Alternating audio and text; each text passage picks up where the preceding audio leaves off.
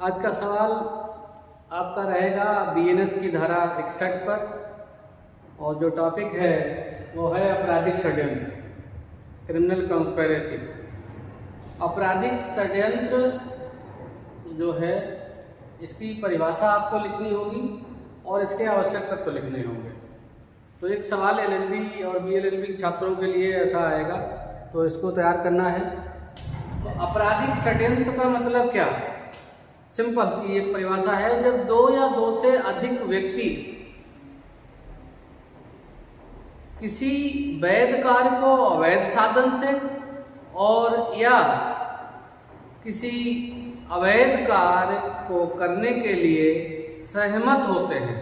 Simple सी परिभाषा है, दो या दो से अधिक व्यक्ति अवैध कार्य को या वैध कार्य को अवैध साधन से करने के लिए सहमत होते हैं तो उसे आपराधिक षड्यंत्र कहा जाता है।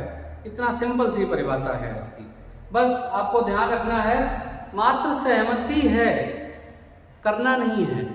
तो सिंपल सा है, जैसे हम लोग सामान्य आशय में दुराशय का कम्युनिकेशन कर रहे थे, प्री मीटिंग ऑफ माइंड कर रहे थे, बस उतना सा ही है। ये प्री मीटिंग ऑफ माइंड की तरह ही है, या कह लो कि वही सामान्य आशय का प्रथम चरण है ये, जिसको हम लोग षड्यंत्र कहते हैं। तो जब दो या दो से अधिक लोग दुराशय के संबंध में या किसी अपराध के संबंध में बैठ के बात करते हैं और वो सहमत हो जाते हैं काम को करने के लिए, बस इतना सा है आपराधिक षड्यंत्र। इसके जब भी आवश्यक तत्व की बात आएगी तो आवश्यक तत्व आप जो है हेडिंग डालकर आपको लिखने हैं। पहला आवश्यक तत्व आपको लिखना है कि दो या दो से अधिक व्यक्ति होने चाहिए। एक व्यक्ति के साथ षड्यंत्र नहीं हो सकता। व्यक्तियों की संख्या कम से कम 2 होनी चाहिए या इससे ज्यादा होनी चाहिए। 2 व्यक्ति होंगे तभी आप जो है षड्यंत्र का अपराध हो पाएगा। पहली हेडिंग आपको ये लिखनी है, ये सब परिभाषा में ही शामिल है। दूसरी हेडिंग आपको लिखनी है वैध कार्य को अवैध साधन से करना। कार्य वैध है, अगर आप वैध कार्य भी साधन अवैध यूज कर रहे हो, यानी कि विधि विरुद्ध कोई साधन यूज कर रहे हो, तो भी वो आएगा, वरना वैध कार्य अपराध नहीं होता। वैध कार्य है और वैध साधन है तो वो कोई अपराध की श्रेणी में नहीं आएगा। लेकिन अगर काम वैध है और उसे तरीका गलत यूज कर रहे हो करने का, कोई साधन गलत यूज कर रहे हो, तो ये आपराधिक षड्यंत्र का आवश्यक तत्व माना जाएगा। या फिर काम ही अवैध है, मतलब कोई कार्य ऐसा है जो विधि विरुद्ध है। विधि विरुद्ध अगर कार्य है तो वह इसमें आएगा। उसमें साधन चाहे कोई सा भी यूज कर लेना, कोई फर्क नहीं पड़ता।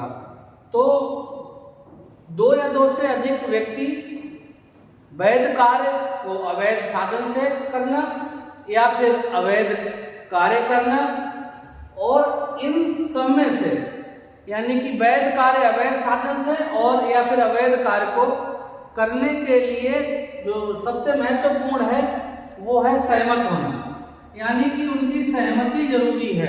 काम नहीं करेंगे, काम करेंगे तो फिर अगला अपराध हो जाएगा। केवल सहमत होंगे। सिंपल सा है, जैसे 2 व्यक्ति चोरी करने के लिए सहमत होते हैं, करते नहीं हैं, तो चलो फला जगह चोरी करनी है, हाँ चलो चलते हैं। तो बस इतना सा कार्य करने से पहले जो सहमत होते हैं, वो सहमति जो है आपराधिक षड्यंत्र कहलाती है। कार्य करेंगे तो फिर दूसरा अपराध होगा। और जो व्यक्ति इन आपराधिक षड्यंत्र के बाद जो लोग इसमें भागीदार होंगे, वही लोग सामान्य आशय में काम करेंगे, जो मीटिंग में शामिल रहेंगे और आगे थोड़ा काम करेंगे, तभी सामान्य आशय का निर्माण हो जाता है। प्री मीटिंग ऑफ माइंड वाला जो 3-5 में था, आईपीसी में धारा 34 में था, वही काम। आपराधिक षड्यंत्र पहला चरण है, और जब उसी कम्युनिकेशन पर, उसी षड्यंत्र पर जब लोग काम करना शुरू कर देते हैं, आगे अपराध करने की ओर बढ़ जाते हैं, अग्रसर हो जाते हैं, तो वही षड्यंत्र जो है सामान्य आशय का निर्माण कर लेता है। तो षड्यंत्र सामान्य आशय की प्रथम सीढ़ी है, ऐसे भी समझ सकते हैं आप। जब ये केवल सहमति है और वहां उसी सहमति के आधार पर अग्रसर होके आपको कार्य करना है, अपराध करना है, तभी वो सामान्य आशय हो जाता है। तो इतना सा आपको इसकी परिभाषा लिखनी है और आवश्यक तत्व लिखने हैं। परिभाषा इसकी जो है धारा 61(1) में है। बीएनएस की धारा 61(1) में परिभाषा है और 61(2) में इसका दंड है, आपराधिक षड्यंत्र का दंड। सामान्यता दंड जो है वो 6 माह है, 6 माह या जुर्माना या दोनों। ये 6 माह तक होता है, 6 माह से अधिक नहीं होगा। और जो विशेष कर दंड है, जैसे आप 2 वर्ष से अधिक का कोई अपराध का कोई षड्यंत्र कर रहे हैं, 2 वर्ष आजीवन कारावास या मृत्युदंड से दंडनीय कोई अपराध के लिए षड्यंत्र कर रहे हैं, तो फिर या तो उस अपराध का स्पेशल दंड षड्यंत्र के रूप में लिखा होगा वो दिया जाएगा। अगर वो अपराध का दंड नहीं लिखा है षड्यंत्र के रूप में, तो फिर ये माना जाएगा कि उसने अपराध का दुष्प्रेरण किया है। यानी कि जो अपराध दुष्प्रेरण में जो दंड मिलेगा वही यहाँ षड्यंत्र में मिलेगा। तो दुष्प्रेरण और षड्यंत्र दोनों में 2 वर्ष से ज्यादा वाले में एक ही सजा मिलेगी। षड्यंत्र या दुष्प्रेरण ऐसे समझ लो एक ही बात है। सामान्यतः 2 वर्ष से कम वाले के लिए अधिकतम सजा 6 माह तक है, 6 माह से ज्यादा दंड नहीं मिलेगा।